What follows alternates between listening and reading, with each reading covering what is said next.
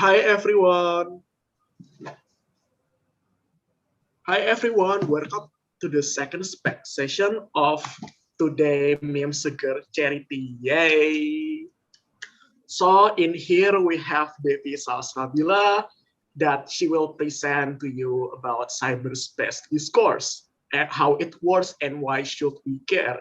It's about internet and technology. You guys must be like, if you guys having a hard time in discussing motion about technology, cyberspace, big IT industry, this is the perfect seminars for you.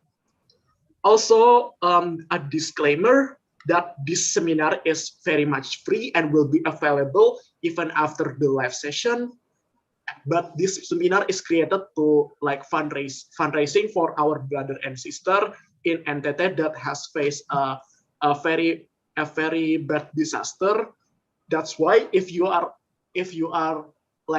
have some money to spare, please do donate here in the link in our description. You can check it, bit.ly/ms fundraising. Also, if you want to check your donation progress, you can click on tinyurl.com/ms clinic progress, in which all the link is in the description. With that said, at later 8 p.m., we'll also have third session by Kariski talking about international trade later on. But right now, we're going to start the session about cyberspace discourse. With that said, I hope you guys enjoy this session, and I give the floor to Kak Devi. Hi, thank you, Sam. Okay, so I will going to discuss about a very basic idea of cyberspace discourse.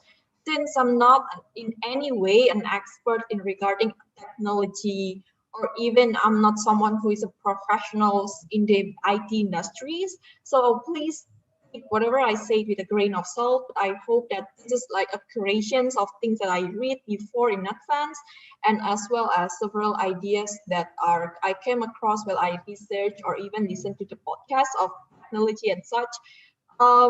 So yeah, if you guys have any corrections on a way by any means that you guys think that what I think is not acceptable, please do not hesitate to put it in the comment sections and try. So I will read it out, and everyone when they saw this session, they could get a clear out of what is the right things and etc. But I'm trying my best in regarding of this. Okay, will be a very basic idea of cyber and technology discussions. Hopefully, it will be useful for your debate courses, as I think that considering that the current trend is the antitrust law had started to be discussed in the Congress in the United States, and a lot of discussion about antitrust has started to, appear. Like I have a predictions that technology motions will most likely than not is going to appear later in the video. I don't know when that is, but yeah, it's just a predictions. Okay, without further ado, cyberspace. Let's talk upon the very brief definitions of the cyberspace and what that is. A lot of dictionary are trying to explain cyberspace as the electronic medium of computer network in which online communication takes place. To put it simply, it's the internet. Okay. As well as it comes up with the idea of that technology will unite individuals, it will connect everyone, and the places that we contacted each other and such is called the cyberspace. This is a very brief definitions of what is actually cyberspace. Internet, Facebook, Google, whatever inside of that is part of the cyberspace SIM, like we know. So we are basically going to discuss about the internet. First, I would like to explain that maybe we already know internet. Maybe we also use internet on daily basis. The questions that a lot of people were not aware of is that how much internet influence our life. How are our access to internet impacting the choices that we make, and etc. There are several ways that I think become the massive and major methods that us to access the internet, which is number one, we constantly seek for entertainment in the internet. Could be seen from Netflix and also YouTube, that when you guys were bored, means of communication like Twitter, WhatsApp, or etc. The economic transactions like online shops and gateway of information and resources, and also methods to navigate. We depends on Google Maps to navigate through the streets or etc. Right? It shows that at some extent, it shows to you that a lot of the times that we resort to internet, especially in the current era. But all of these services that are provided in the internet right now is that some of them require us to pay on some degree of payment. Either it could be in monthly basis, or it's a click per pay purchases. For example, it's easy to pick up the idea that we have to pay for Netflix access for a month, right? Because we consume because we consume what they produce. For example, it's easy for us to break down what are the costs of the production of a movies. They need to pay actors and such. Also Netflix, also Spotify and other music provider, it's pretty much easy. So does journalism, because we paid services of journalists to access that. But something that we have to notice in cyberspace is that not all of the things that we access on the internet are paid. That there are a lot of free services that are given to us, right? For example, when you access Facebook as well as Twitter, Instagram, those were free. You don't require to pay to anything. Don't you have any ideas like if it did not make you pay, then what is the actual cost for us to access to all of these informations and to enjoy their services? Things that the common misconceptions that people have is that this app is totally free.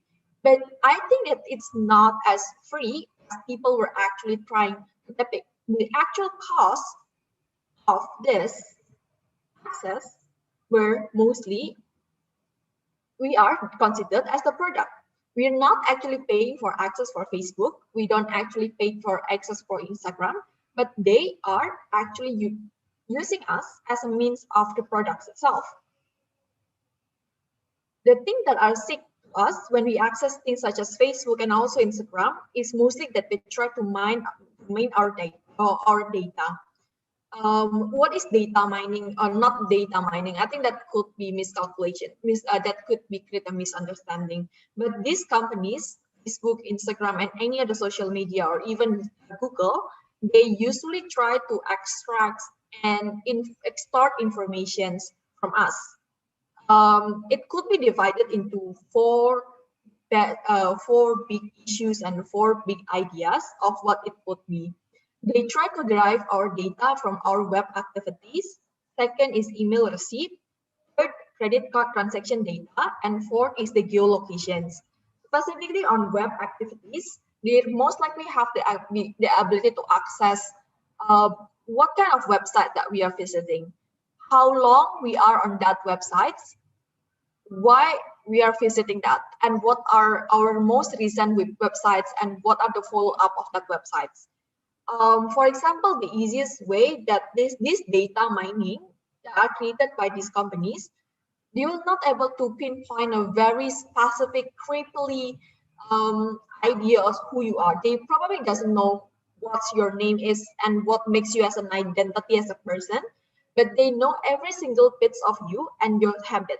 For example, you might not say that you are actually a pet owner, but sometimes you Google and search things up such as dog food or even fat or even something like that. All of this teeny bite of information, if it's concluded rightly, it could probably concluded as the fact that, hey, you have a dog, or you are actually having some degree of pet inside of your home, etc. This actually shows on what kind of data they are trying to derive by these corporations. The common misconceptions of data extractions in debate, usually people are trying to define that this data that are extracted from these individuals is creepily specific on who you are. That at some degree is true. But what usually misunderstood and mischaracterized in debate chamber is that these informations are usually just teeny bites of information that who you are. It doesn't know exactly a very specific informations on you, but they constantly build up the idea of who you are. Let me break down one by one, especially in the web activities. For example, your web browser can collect the information of what kind of information that you seek. What are the follow-up questions that you usually have, etc. This is only on the web search. But another idea is that the email itself. A lot of people will say that email are free, right? We can send each other messages without necessarily have to pay any services. That's true. But sometimes email itself is not completely secure. Data that is encrypted in your emails was only specific. You're talking about purchase history. We can actually also talk looking at your subscription history. What kind of things that you subscribe into? These were communicated through emails, right? This could eventually used to read what kind of person you are, what kind of spender you are, or something like that. It could build up the identity, the ASIC, etc. Another thing is that the geolocation and also credit card transaction data, it's pretty much similar like what AI already explained before. The credit card transaction data basically shows what kind of things that you just bought, your monthly spending information, as well as are there anything, what kind of things that you usually purchases. It actually could help this data, if it's calculated in a massive amount, it could be used to read how does the market works, what kind of individuals cater to a specific type of market. Does people from middle to lower class, what kind of things that they buy, how does they seek for an item and such. This also applied when we are talking about a bigger scales and identity. Usually that's why market research use this data of your transaction, credit card, email receipt, and such. These were created to create to give an insights of what are the strategy that market need to do. Also, the application from phones, sometimes it's not always free in a sense that this could eventually able to provide your coupon server. It could sell the locations of your data to a third party and such. This is actually only a glimpse of what are the costs of us clicking certain websites. What are the costs of us using Facebook or even any kind of free services? You could build up an idea and identity of someone who is specifically only like you, and they will use this to give the access for corporations to create a market strategy or something that are kind of that. This was specifically on how it is. But the next questions that is sometimes we ask ourselves, right? It's just data. Isn't it good that we could do, I think that, isn't it good that these people know what we actually want? Sometimes like this is something that I also have sometimes in my mind, that how harmful it could be when they know who am I. Isn't that better for me? Because number one, it will increase my customer experience and something like that, because I don't have to spend so many times just to look for a specific item, because they know exactly what I want, right? They will directly divert me to locations that they know I would like, based on the idea and identity that they do. This is actually the basic idea and basic conception of targeted advertisement. Targeted advertisement, to put it briefly, is that when companies are paying to platforms such as Instagram or Facebook to advertise their products, they are basically, for example, if you want to buy soap, usually the one who get these specific ads of certain type of soap is people who has a history of looking for similar item, or they have a tendency to do it, to look for the specific item. Basically, the advertisement means that any type of advertisement is tailored specifically to your characters based on the history of what you actually going on. That's exactly why I said that isn't it easier for us to access all of that, means that they know exactly what I want. But how does targeted marketing works itself? The two companies that are heavily accused to use targeted advertisement as part of its marketing is that Facebook and also Google. But these two companies have very much different methods of targeted advertisement. Facebook specifically, there are a lot of accusations that says that Facebook sells our data. No, Facebook didn't actually sell your data. They just give the access. They just sell the access to you. More specifically, these companies who paid Facebook, they have access to your news feed, and they usually have the discussions upon what kind of market segmentation that we want us to advertise into. Facebook usually give people who pay for the advertisement access to these informations, and hence they could do a target marketing on this sector. The reasons why accusations that these companies are selling your data, especially companies such as big as Facebook, were untrue, because these data were very expensive, basically. This is the main tipping point that this corporation has, that they own your data. Selling it is sounds like counterproductive. So anyone when says that they sell your data, that's not true.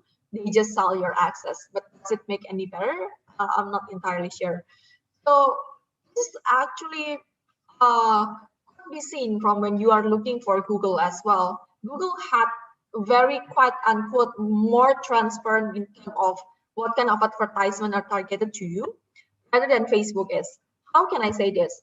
Google specifically have features that are when you access certain websites in your Google Chrome, any of your Google app, you can see and have an idea what Google thinks about you. Details such as type of books, the preference on personal grooming, or etc. I think that the main ideas of this target advertisement, the most apparent impact is that it's probably going to be contribute to the, you know, the rising number of consumerism culture inside of people itself, like because you are going to be targeted constantly bombarded by a very specific ads that is most likely liked by you. You're going to constantly have make you think whether or not you should buy that product. It could be seen when you just simply searching on random blogs or even random blogging experience or etc.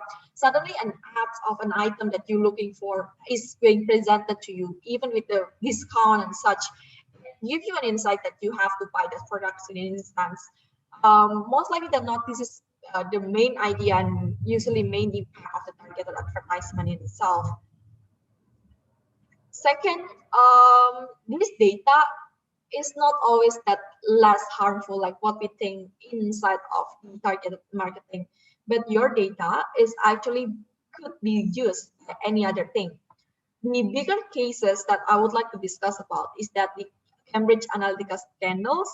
These particular ideas is specifically make us aware that this data of our data could be used for anything else. Cambridge Analytica is actually a parent company specifically focusing on trying to marketing campaign for a political causes and commercial marketing as well. It's actually sells its idea and ability to create a research basically on people behavior of what kind of persons you are, and they will help you whoever paid their services to promote the clauses in itself.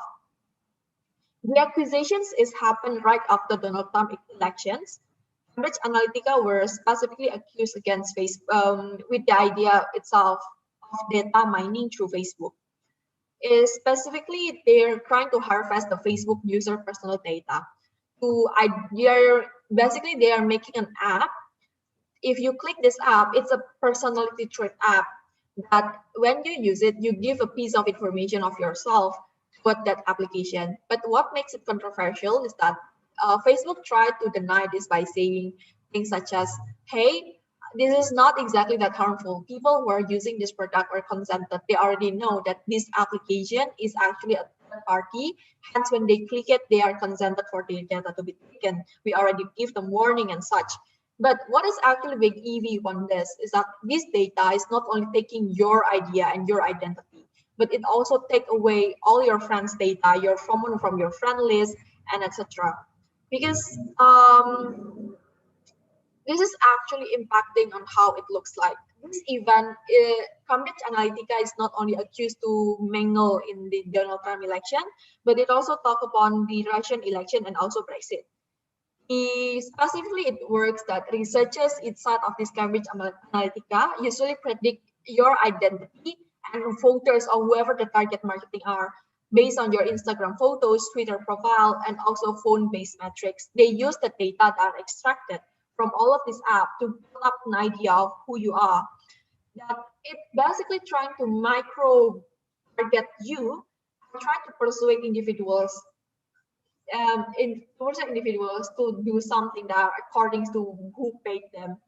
So, for example, if Donald Trump paid Cambridge Analytica to do a campaign about himself, they will actually, this operation will most likely try to target specific actors of individuals who are most likely are still okay for them to lean to Donald Trump, and also who are make change their opinion about Donald Trump and ends up voting Donald Trump in itself.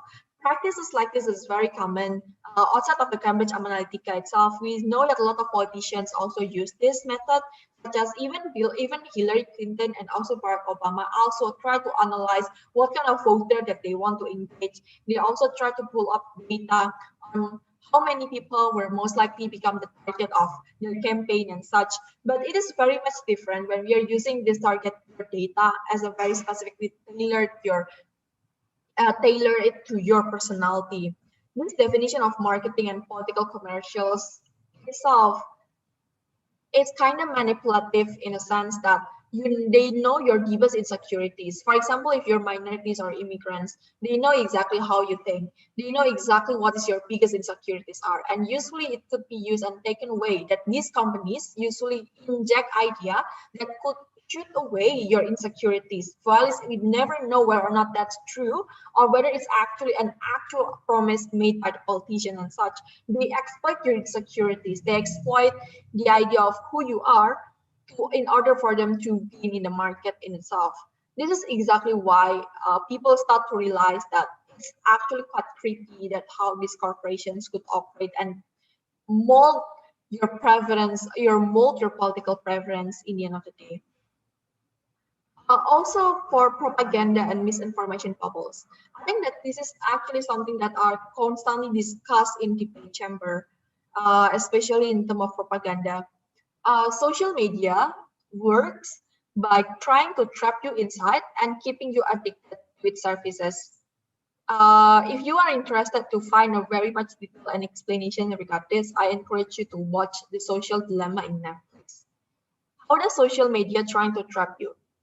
Social media try to trap you into the rabbit hole by trying to analyze of your behavior in social media. For example, this analysis could be through by what kind of trend that you are constantly engaged. They try to also to read how many minutes that you spend watching certain type of videos.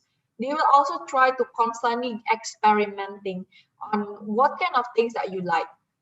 So when the algorithm were already being formed and they know the identity of who you are, they will keep you in by make sure that you're keeping to be interested in any kind of content that they try to offer in itself. They do not specifically care whether the content is good for you or not.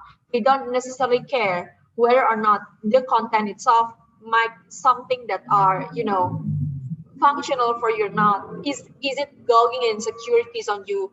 Whether or not you constantly consume that because you are a masochist, or maybe you have an issues that you doesn't want to solve. They doesn't care exactly like what inside them. They just care how long that you spend watching those content in itself. This is where exactly a lot of issues in regarding of social medias of link so much in regarding of depression and such, because people usually when they saw things that make them insecure, people mostly also have the reactions to try to avoid that. But it's also undeniable that some people were, when they consume by it, they are obsessed with that and seeing this post over and over again.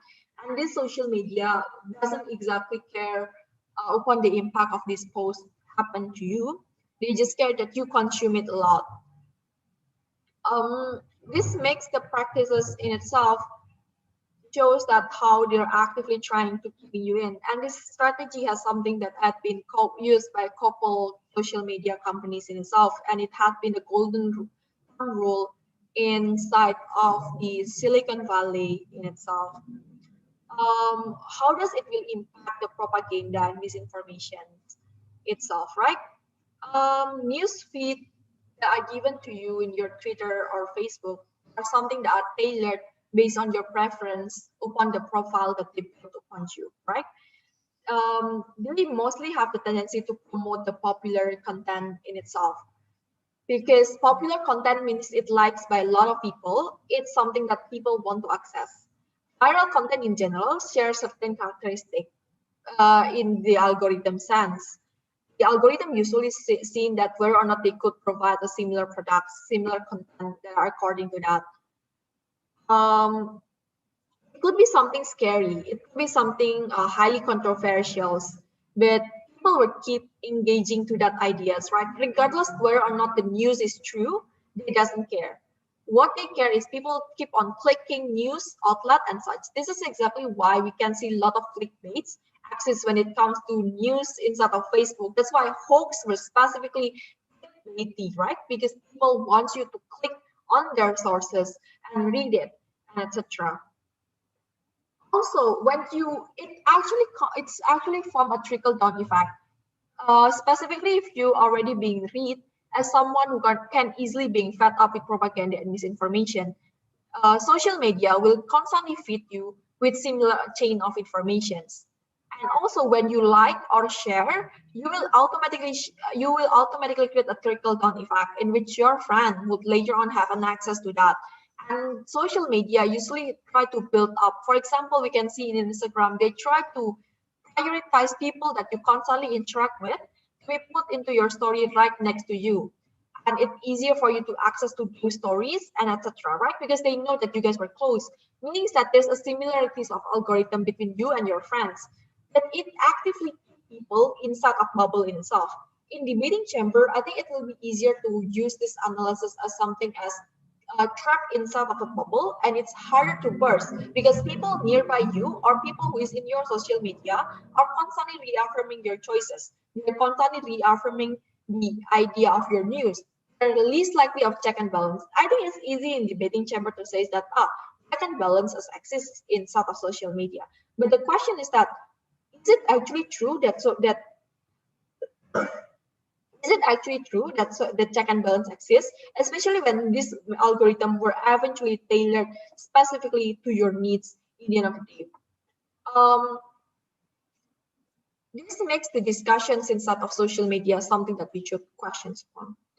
Another impact that I would like to point out is that there are several active attempts created by the social media of censorships themselves.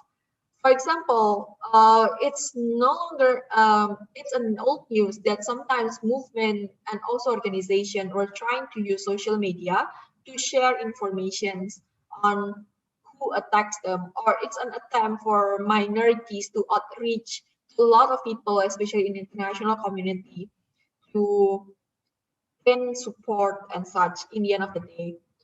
Uh, this specifically also serve an issues with the community guidelines. I think that there are a lot of cases and a lot of accusation that Facebook and any other social media are trying to actively shut down this type of movement because it always linked to it against community guideline. Usually the community guideline itself is something that are quite blurry in itself.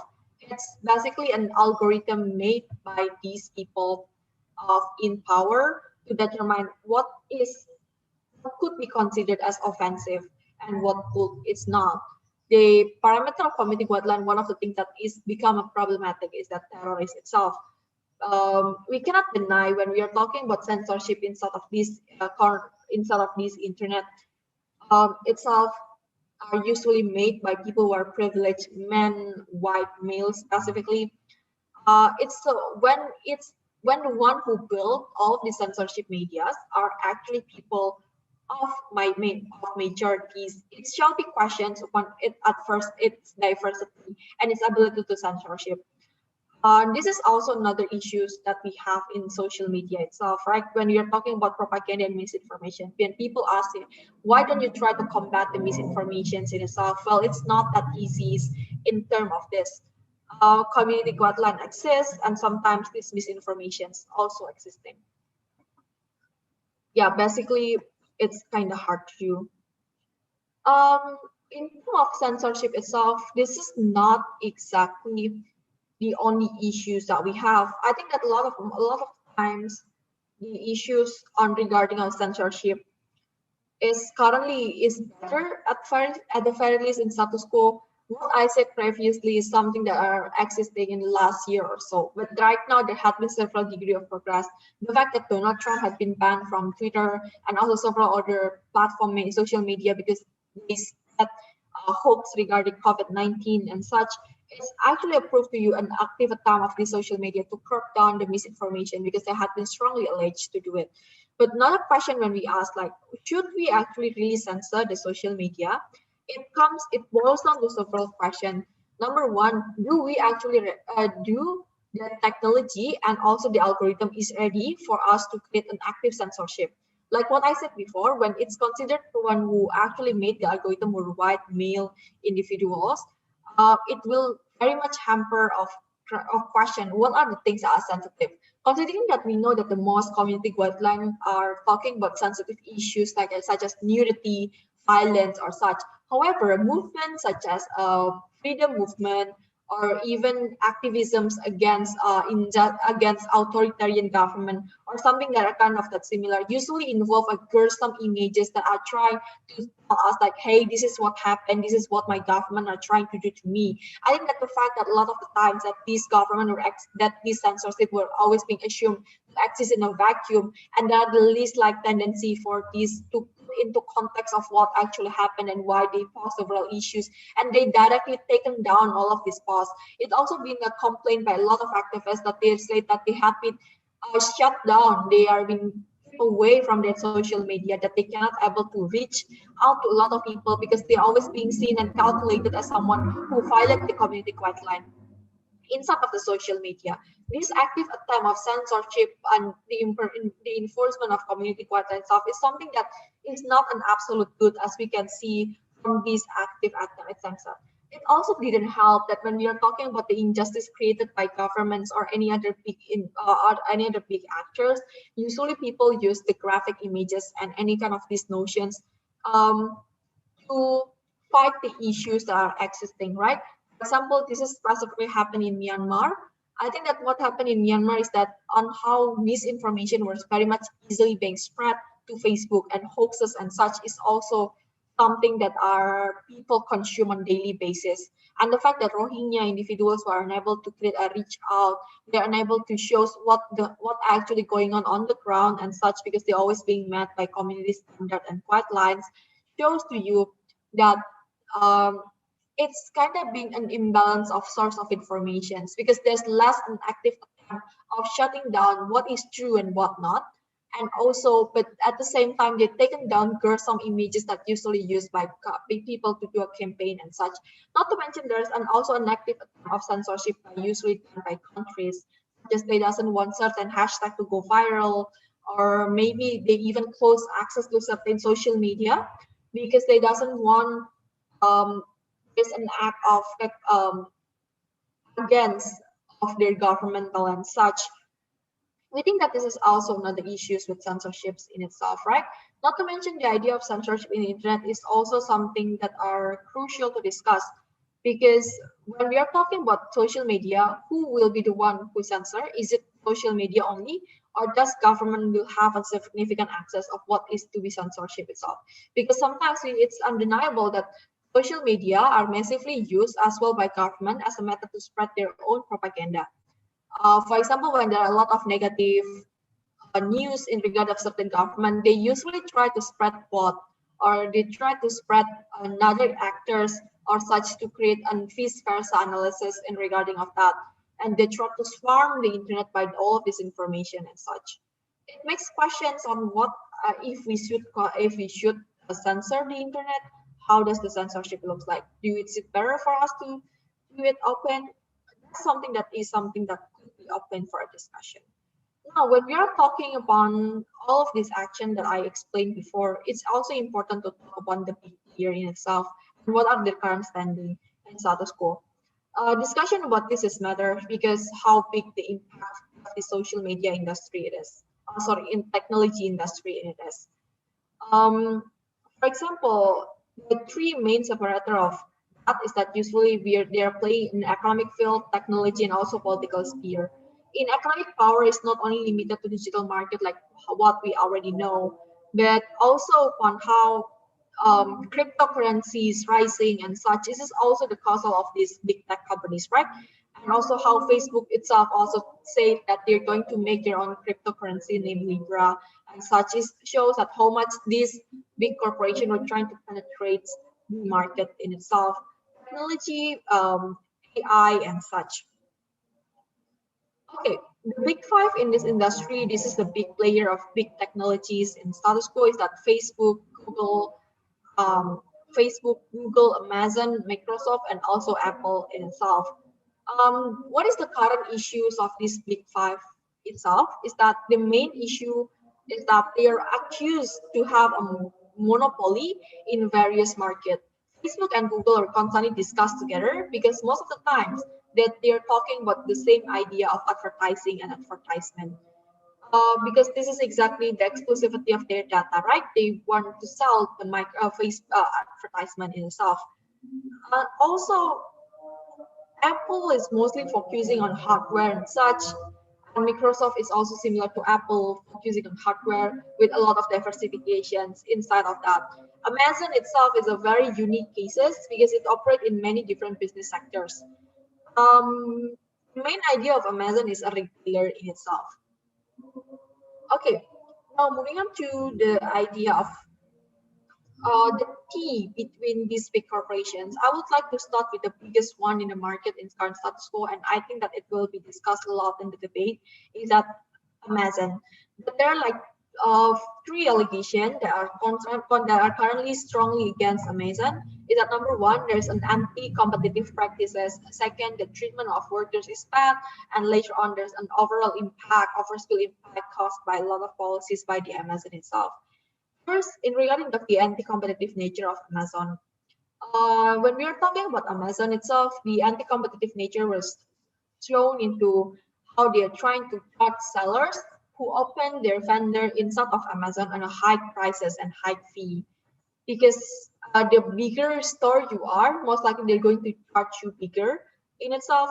But this store will not have that much bargaining chips when they try to negotiate with Amazon, because of this strong um, asymmetrical power that they have between this. But this is not the only reasons why we are saying that they're anti-competitive in nature. But the anti-competitiveness of Amazon were much more apparent upon the fact that they try to make their own product with much more cheaper prices. How does Amazon use the data from the customers to create this? They seek information of what are the most purchased items by these people. What are the models that are currently preferred by the market? What are the methods that are specifically used by these people? What are make them attracted to certain products? This could be learned by seeing how many people buying certain items, what are their considerations when they buy. It also could be seen from choosing which kind of stores that they actually choose, or etc. When they try to make sure that they're going to produce certain products in much more cheaper prices than all of these companies, it shows to you that they try to copy and try to kill the market of any other vendors who are selling their products in Amazon. Not only that, not only Amazon are trying to copy and see what actually trending inside the market. Amazon also consistently trying to hide the search results of said product from the Amazon and try to prioritize their product. So if you see Amazon, they were most likely trying to promote their own product, and then later on you will able to see another product that are created by another retailers. These were created by another merchant. This actually shows to you that there's an active attempt of Amazon of trying to pull down the market in itself. Another issues that Amazon have is that how bad it treat the worker. There are an active attempt of union busting. A lot of people were allegedly said that they had been fired because they tried to unionize the individuals. There are also bad treatment of the worker and such. For example, you know the missing I think that one of the strongest allegation is that how inhuman the working hour in Amazon are. I think that they are forced to work non-stop without bathroom breaks. That's why there had been news circulating in sort of social media, especially that that there are workers who have to pee inside of bottles and mineral bottles or something that are kind of similar to that. These are the reasons behind this is because they're not allowed to do a bedroom break in between of their rounds and such. Amazon, of course, are actively trying to shut down this opinion and claim that this is untrue. However, there had been also clarifications and footage on the internet is kind of hard to deny that of whether or not the practices is real. Another thing that has to be notified about in regarding of the Amazon itself is that there have been an active attempt of Amazon to falsify informations circulating Amazon. We could see that in Twitter that there are a lot of people using their profile pictures quite disfigured. For example, if there are two, usually there are two people instead of a photos, and then the other one looks perfect copy of who they are, but the other have a very more face, etc. There have been an allegation that Amazon using an artificial intelligence to build bot and to recreate the face of Amazon employee to make account in social media and says that, hey, I'm happy working in Amazon. It's not as bad as people actually claim it to be. This active attempt of trying to curb down of what is actually going on and what the actual voices that these people have is somewhat kind of misleading. Another issue that Amazon have is that there's an underpaid worker cases that on how in Amazon delivery services, they're paid less than a lot of service companies. Uh, Delivery service company, they only like around $15 per hour, while UPS and other company usually paid like $20 per hour or so. Yeah, this basically the allegations against Amazon in itself. Another question that we have is that the current discussion in Congress and such is that whether or not we should pick up these big companies. We know that Facebook, Google had been a monopoly on its own. But several discussed in antitrust, it not only existing in the US Congress, but it also happened to a lot of countries. We can see on how a lot of policies came from Australia that this recently, when they said that they want to make Facebook pay or any social media pay for journalist company for any kind of news that they want to put in their social media and such. It actually shows that there are attempts of trying to curb down power of these social media companies. Several accusations of the antitrust law based on these five countries were based on these five products. Because, for example, Google for taking the majority of their revenue inside of tech industry. Also, Facebook were you accused to buy and merger all of their competitors into one single management. We can see on how Facebook are actively trying to buy competitors such as Instagram and also WhatsApp. Also, Apple were saying that they are trying to abuse their App Store vendors because they are allegedly used. Also, another allegation is that they use slave to build their devices. Amazon, it has been clear that why people were worried about Amazon because of the antitrust explanation that I did before.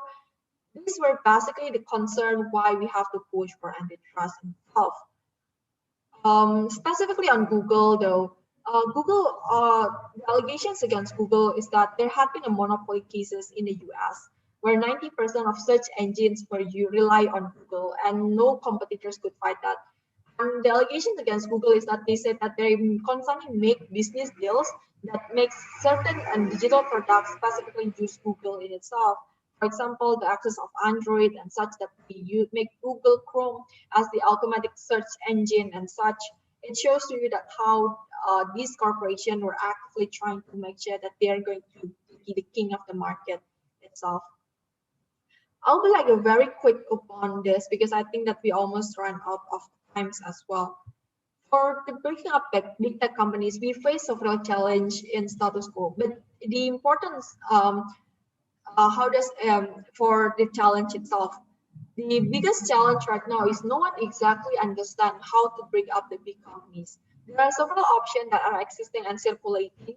Number one is that you're going to break up this corporation, especially those corporations who are actively merging competitors such as Facebook. So basically, we're going to separate WhatsApp, Instagram, and Facebook to eat on its own practices as opposed to currently giant management of Facebook, or even that having discussion that we should break them up based on their banned services. For example, Facebook will not allow to use any other services other than social media function, something like a kind of that similar. These were several options of break up the big tech that are currently look like.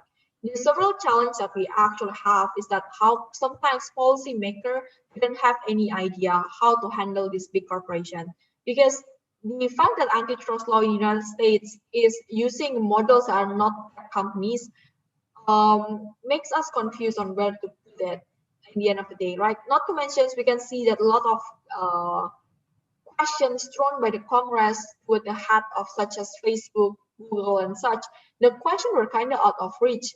It seems like they doesn't understand how does technology works, or etc. Because this gap of information that these people in individual have, the law and policy makers, it's kind of hard to depict what kind of situation that we should like. The current status quo, the one who currently want to push for the break up the big tech is Democrat, specifically Elizabeth Warren. But I think that I heard it somewhere that this is not only the project of the Democrats. I think that several people inside of Republican also agree at some degree that they want to break up the big tech. Also, the fact that the lead of deputy DOG of United States are massive are a Republican who are constantly in fight with Elizabeth Warren. You can see that a lot of times that this shows that there has been a unity formed at some degree. They want to break up the big tech, but how does it will look like and when it will look like? No one exactly know how does it will looks like. But I think those were very much a very brief explanations on how does it will impacting our life, how does it looks like, what are the current trajectory, and what kind of option. Another option that people have right now and currently we discuss is that whether or not government should directly buy shares of social media companies and try to create a regulations by a decision making inside of their corporations. These were several options that currently on the table in regarding of the trying to break up the company other than picking them up literally in itself. I think those were pretty much everything that could be stated in regarding of this. If you guys have any questions, like I'm so sorry, it might be like unstructured or something like just shows any kind of questions or any kind of doubt if you have in regarding of this.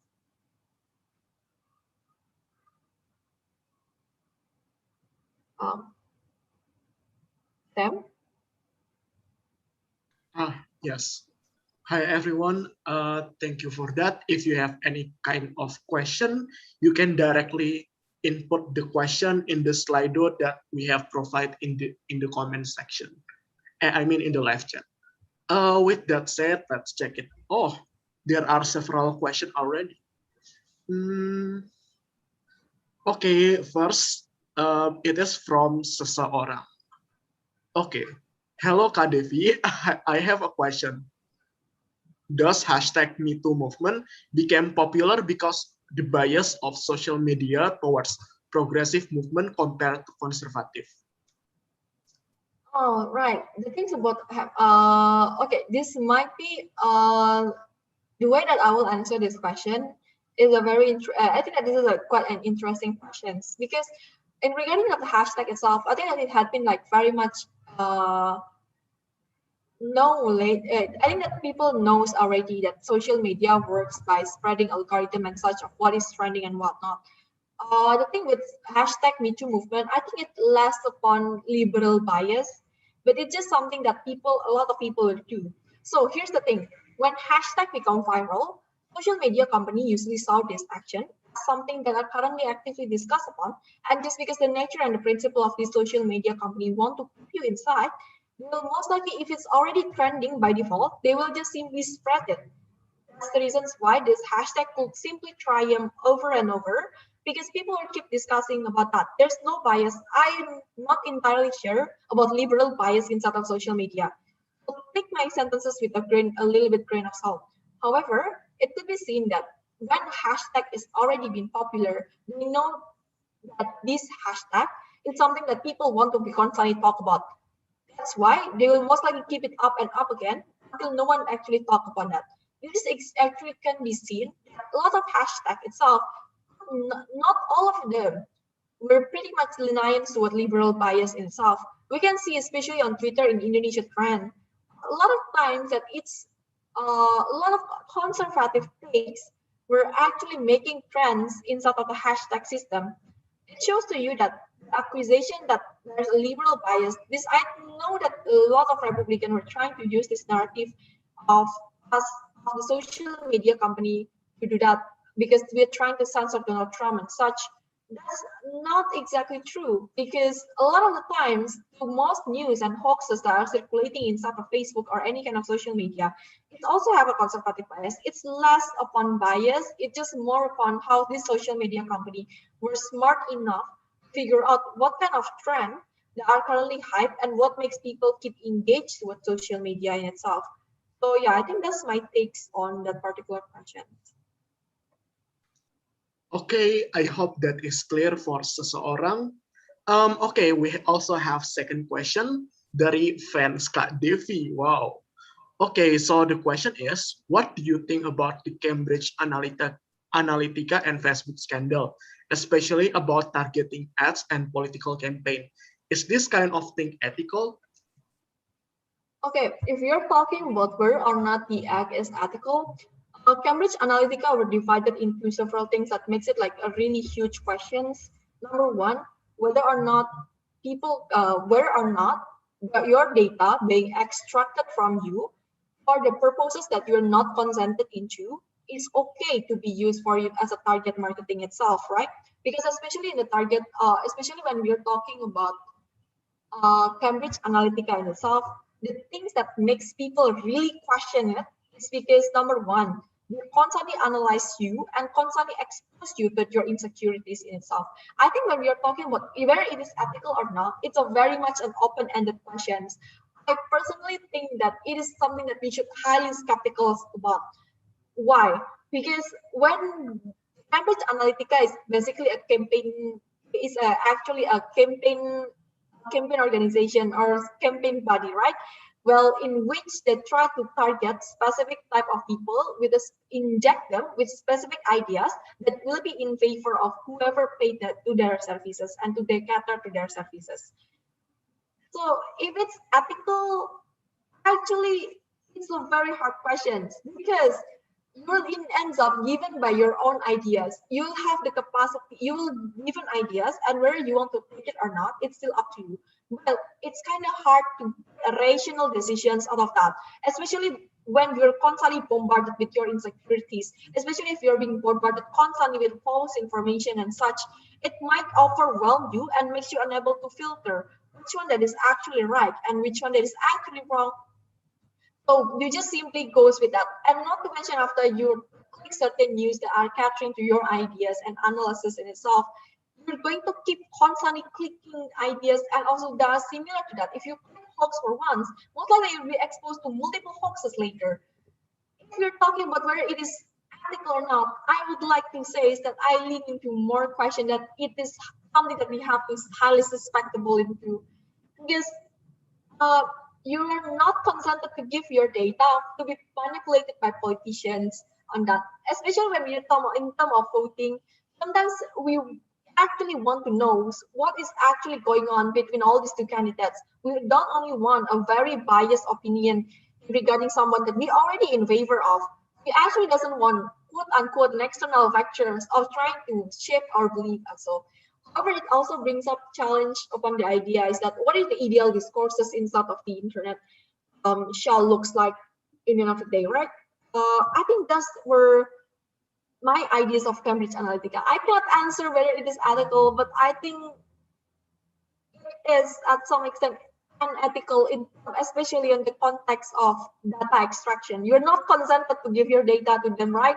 Especially not consented for your insecurities to be constantly exploited by these corporations, also politicians in the end of the day.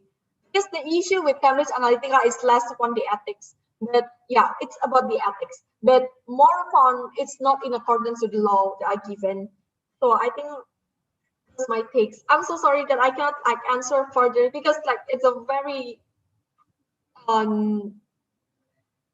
complex dynamics is going on and specifically on that causes. Okay, thank you. Okay, one more question from Mikasa. What are your opinions on government trying to control what we consume in the internet? Extreme case is China, while not so extreme case is USA. In regarding of controlling, government are trying to control the informations that are accepted. This is actually provide another issues itself. Government involvement inside of the social media is questionable in a sense that there is no finite answer whether government were trying to actively censor out social media companies or not. The relationship between companies, social media companies and countries were undetermined in itself, right? Sometimes it's hard to determine whether they really exactly a deal is existing or not. However, the things that we know what government usually do with social media is that government usually use social media to spread propaganda on itself. It have been a very common knowledge that some government paid buzzer, they paid bot to spread the propaganda of their own nations.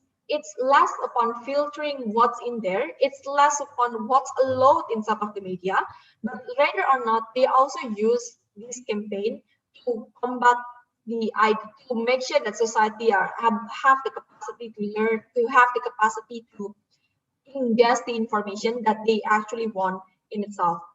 This is usually something that our government use. The trend on hashtag on Twitter is very much specific examples on how sometimes government paid people to spread the narrative that they want to spread in itself.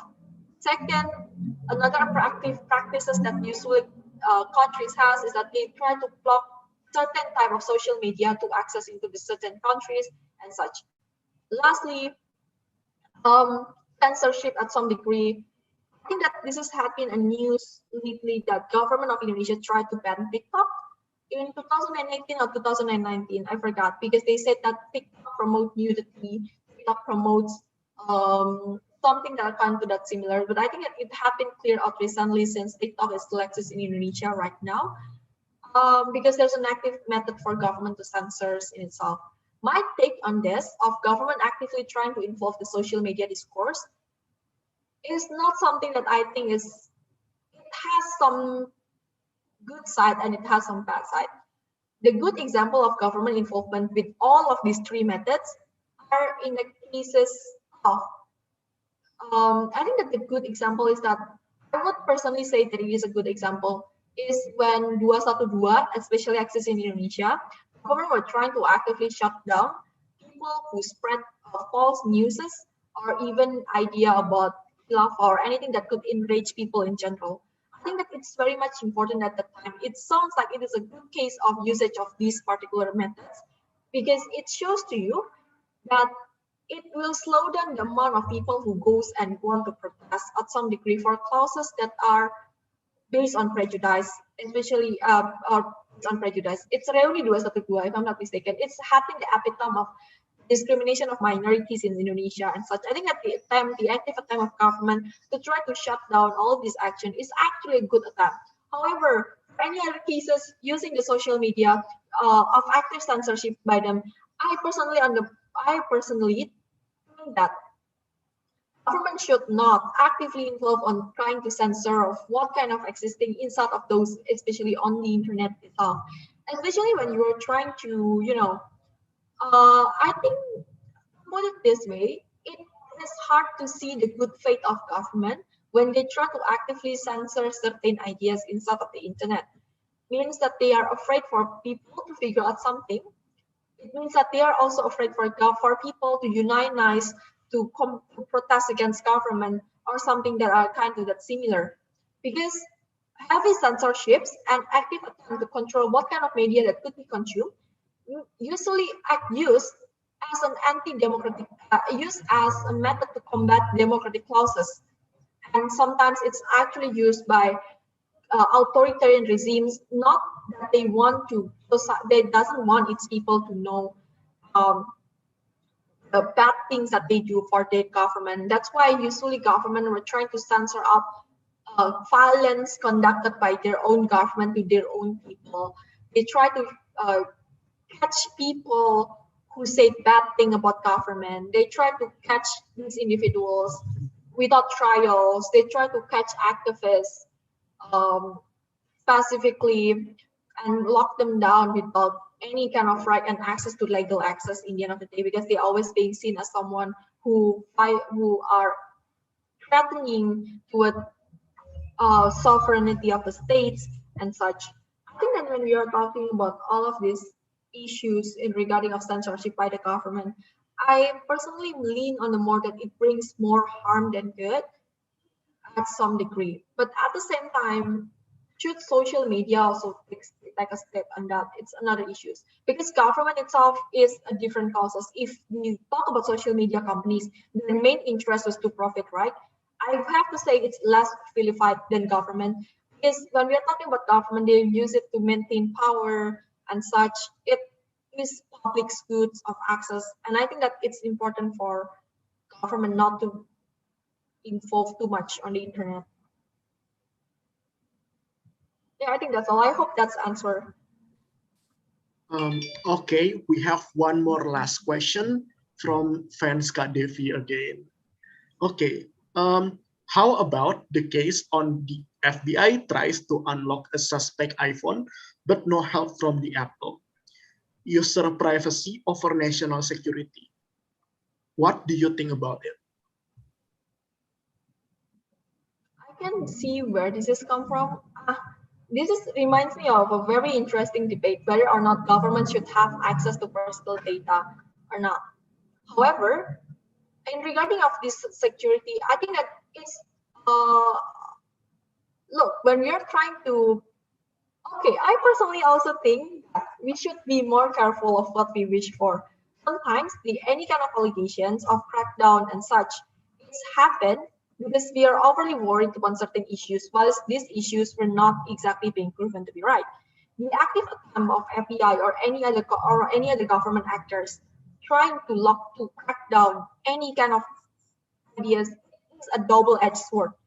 Specifically, I think that it had been a common knowledge that there had been cases in which WhatsApp of every individuals and activists in certain countries were being broken down in a sense that they try to, to hijack, they try to get access to this information of WhatsApp and such to create the messages that sounds like them, to create a legitimate reasons for the government to catch all the activists. Or even this is actually also being shown that these people were actively trying to get shut down, although there have been no strong accusations in regarding of that.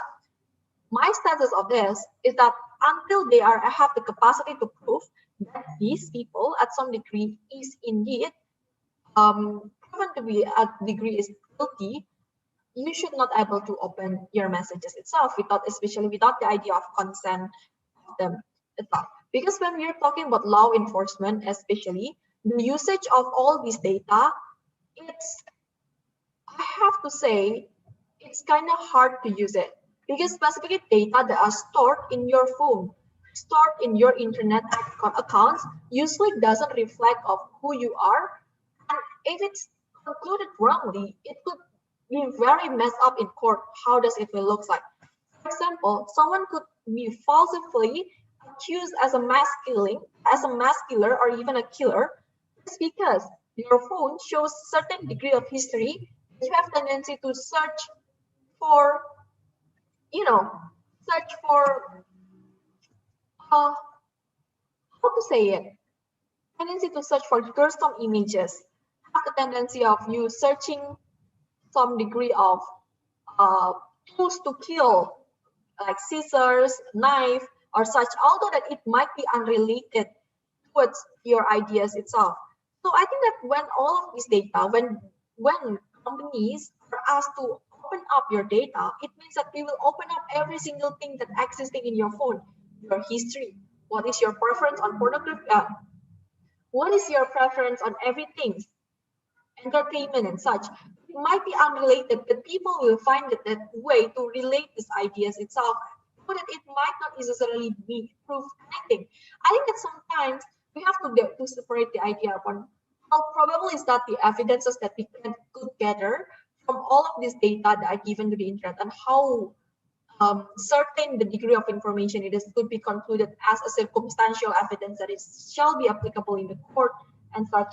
Because if you rely too much on the data and such, sometimes it could blur the evidence that could be given, because what you search not reflect on who you are, especially when we are talking about crimes and syndicates and such. I think hopefully that's answered. Okay, thank you everyone for that question. With that said, that concludes the seminar today session for Kak Devi talking about cyberspace. Yay! Also, at 8 p.m. we will have another session, third session by Kak Rizky talking. We're going to talk about international trade. So make sure you subscribe to our channel in order for you to access that kind of seminar. Also, a kind reminder that our seminar is created to like fundraise for our brother and sister who face a certain disaster in NTT. That's why if you have any money to spare and if you enjoy our seminar, please do consider donating in the link in the description below. With that said, thank you everyone for participating and we'll see you later. Goodbye everyone.